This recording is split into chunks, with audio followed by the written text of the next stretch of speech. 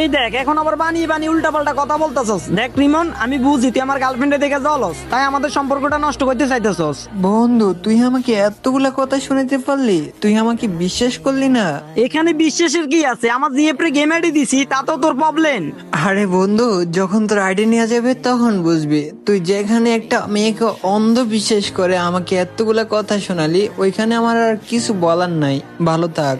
তার কয়দিন পরে মামা ওর সাথে আমার ঝগড়া হয়, তার একটু পরে আমার ফোন ফ্লাশ মেরে দেয়। তখন আমি বুঝতে পারি আমার জিএফ স্যার এই কাজটা কেউ করতে পারবে না, কারণ আমার জিএফ এর কাছে আমার সবকিছুর অ্যাক্সেস ছিল। হুম, তার মানে আমি যাই বলছিলাম তাই সত্যি হয়ে গেল। বন্ধু সরি তোরে ভুল বোঝার জন্য।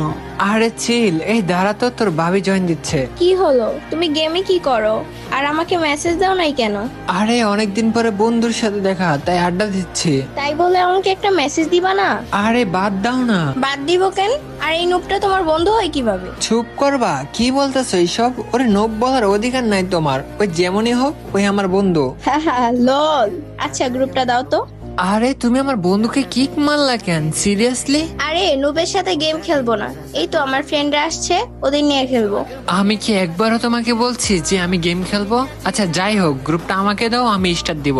মানে কি রিমন, তুমি ওদের কিক মারলা কেন? তুমি জানো না ওরা আমার ফ্রেন্ড? ফ্রেন্ড মানে কেমন ফ্রেন্ড? এমনি গেম ফ্রেন্ড। তুমি কিক মারছো কেন? তোমার এমনি ফ্রেন্ডকে কিক মারছে দেখে তোমার এত রাগ, আর যখন তুমি আমার বন্ধুকে কিক মারছো তখন আমার কেমন লাগছে একবার ভাবো। আরে আমার ফ্রেন্ডরা তো তোমার এই নুব ফ্রেন্ডদের মতো ফালতু না। এই তুমি ওরে কিক মারছো আবার ওরে ফালতু বললা? শোনো, ওর কাছে তোমার থেকে কি আমার থেকে ভালো আইডি ছিল, বাট তোমাদের মতো কিছু ফালতু মেয়ের জন্য ওর আজকে এই অবস্থা। যাই হোক, তুমি 2 দিনের গার্লফ্রেন্ড হয়ে আমাদের 2 বছরের বন্ধুত্ব সম্পর্ক নষ্ট করতে আসছো।